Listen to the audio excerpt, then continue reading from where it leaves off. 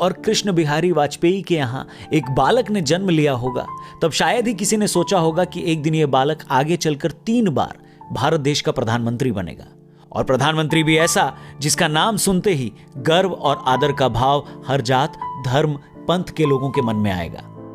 कहते हैं कि जब अटल जी 5वीं क्लास में थे तब एक डिबेट कंपटीशन में अपने फैक्ट्स रट कर गए थे और बीच में ही भूल गए, जिस पर लोग कहने लगे रट कर आया है, रट कर आया है। बस तभी उन्होंने संकल्प लिया था कि जीवन में कभी रट कर नहीं बोलेंगे, और उसके बाद जो वो पूरे जीवन बोले वो शब्द आज भी हर भारतीय के मन में गूंजते रहते हैं। 1977 में जब वो जनता सरकार में विदेश मंत्री थे तब उन्होंने संयुक्त राष्ट्र महासभा में हिंदी में भाषण दिया। यह पहला मौका था जब अंतर्राष्ट्रीय मंच पर भारत की राजभाषा गूंजी थी। 1980 में अपने साथियों के साथ मिलकर उन्होंने भारतीय जनता पार्टी की स्थापना की और उसके फाउंडिंग प्रेसिडेंट बने। वो मस्त मौला थे, लेकिन सार्वजनिक जीवन में शालीनता भी बनाए रखते थे।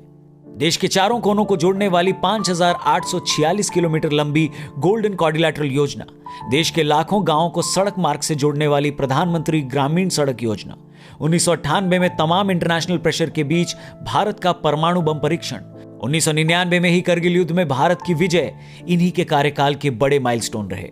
1957 में अटल जी पहली बार संसद पहुंचे थे।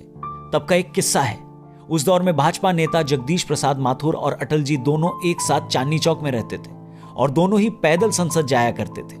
पहली बार रिक्शे से वो पार्लियामेंट 6 महीने बाद गए थे, क्योंकि तब उन्हें 6 महीने का बकाया वेतन एक साथ मिला था।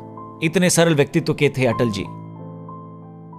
भारत को सिर्फ भूमि का टुकड़ा नहीं मानते थे, बल्कि जीता जागता राष्ट्र पुरुष कहते थे। ऐसे थे अटल जी।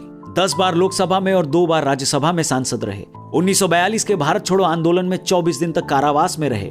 पूर्व प्रधानमंत्री चंद्रशेखर उन्हें गुरुदेव कहकर बुलाते थे और डॉक्टर मनमोहन सिंह जी ने भी उन्हें राजनीति का भीष्म पितामह कहा था। ऐसे थे अटल जी। 6 अलग अलग सीटों से चुनाव जीतने वाले एकमात्र सांसद थे वो।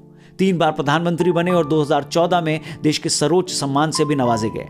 ऐसे थे अटल जी। एक कवि, एक नेता, एक व्यक्तित्व, एक सोच और एक विचार के रूप में आज भी वो हम सब की यादों का एक हिस्सा हैं। ऐसे थे अटल जी, और मेरा सौभाग्य है कि मैं भी अपना जन्मदिन उनके साथ शेयर करता हूं। नमन है उन्हें।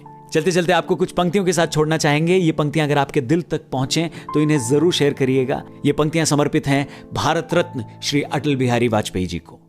कि लंगड़ी सरकार वो कहते थे, मुझको कमजोर ही आंका था, जब स्वर्ण चतुर्भुज से मैंने पूरे भारत को नापा था।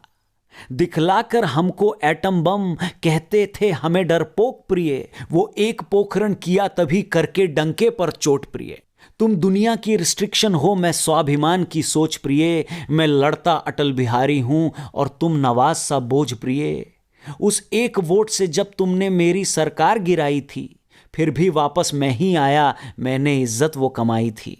हमको कहते थे तुम अछूत सत्ता में यूं मगरूर हुए, सबके ही हाथ पकड़ते हो देखो कितने मजबूर हुए। उम्मीद जो मैंने बांधी थी उस एक अमन की आशा से, तुमने औकात दिखाई थी अपनी गोली की भाषा से। अरे सब कुछ ही देखा जीवन में, पर नहीं था कोई दर्द प्रिय।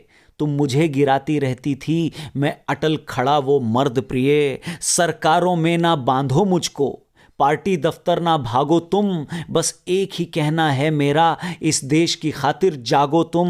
2 से बहुमत के रास्ते तक हर जीत हार को सह लेगा, ये अटल की भीष्म प्रतिज्ञा है, ना बदला है ना बदलेगा। कि मुझको सम्मानित करते हो कहकर भारत का रत्न प्रिय, मुझको सम्मानित करते हो कहकर भारत का रत्न प्रिय। भारत अब विश्व गुरु बनकर उभरे, ये करो प्रयत्न प्रिय।